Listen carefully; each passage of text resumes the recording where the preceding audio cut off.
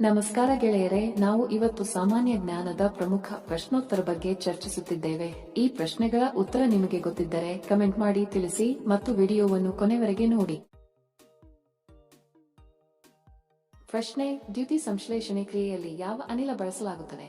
Option A hydrogen, B nitrogen, C carbon dioxide, D oxygen.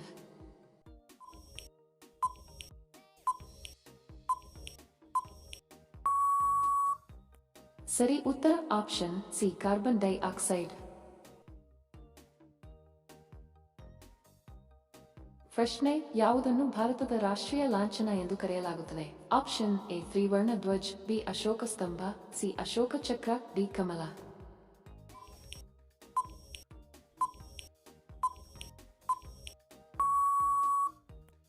ಸರಿ ಉತ್ತರ option C Ashoka Chakra.